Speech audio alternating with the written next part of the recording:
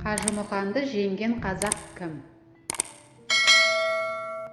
Қазақ әдебиетінің классигі Әбділда Тәжібаев Қажымұқаннан «Сізден күші асқан қазақ бар ма?»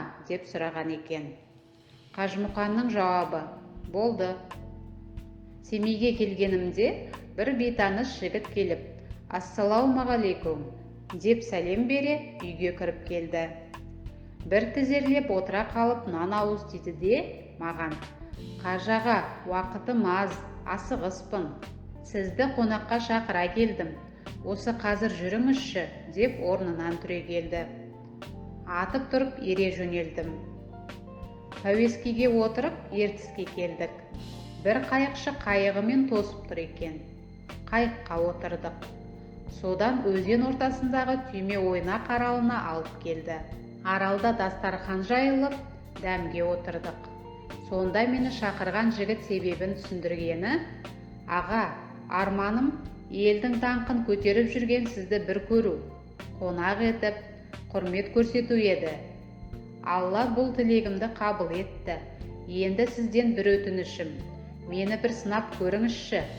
Өйткені өз күшімді сынайтын адамды жолықтыра алмай жүрмін» дегені. «Қалай, күресіп пе?» деп сұрадым. «Иә» деп жауап берді.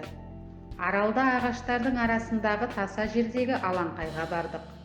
«Жол сіздікі, жасыңыз үлкен» деп аяқтарын алшақ қойып тұра қалды. Әлгіні олай-бұлай итеремін, тартып қаламын. Тамыры терең емен секілді былқ етпейді. Тұрған орнынан қозғай алмай-ақ қойдым.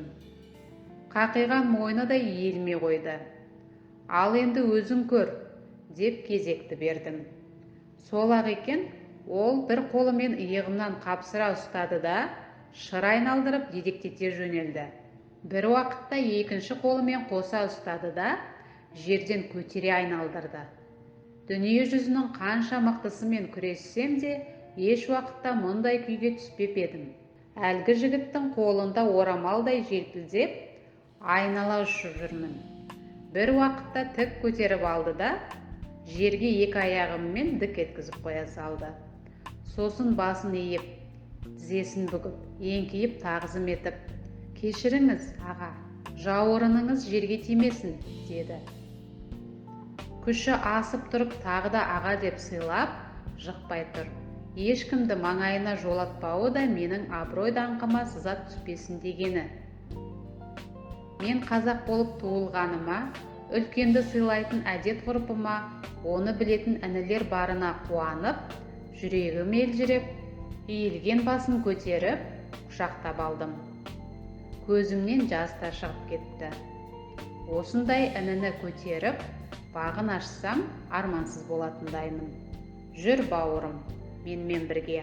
Дүние жүзінде саған тең келер ешкім жоқ. Өзім аралатамын, үнемі жаныңда боламын. Дүние жүзінің балуандарын енді сен жығасың. Жүр менімен бірге дедім. Сөзіме, көңіліме риза болып, бірақ басын шайқады. Өмір бойы көре алмай жүрген туысын тапқандай елжіреп ағалай береді. «Аға, жан аға, дүние жүзі балуандарын жығатын, қазақты әлемге танытып жүрген сіз барсыз ғой. Мен несіне барамын? Менің жолым басқа болып тұр ғой» дегенді алға тартты. Бұл дерек 1977 жылы Жұлдыз журналының 12-ші санында Әбділда Тәжібаевтың «Есімдегілер» деген естелік әңгімесі түрінде жарияланды. Бірақ Әбділда Тәжібаев нұсқасында «Мен қисық жолға түскен жанмын, атымды біліп не қыласыз» деген жолдар бар. Осы балуанның өмірбаянын анықтаған адам жазушы, алаштанушы Сейтмұхамед Тәбәрікұлы. Қажымұқанды жеңген қазақтың аты Ыбырай Түсіпұлы. 1898 жылы өмірге келіп, 1958 жылы 60 жасында қайтыс болған. Ақымбет Керейдің ішіндегі Қараеке атасынан шыққан.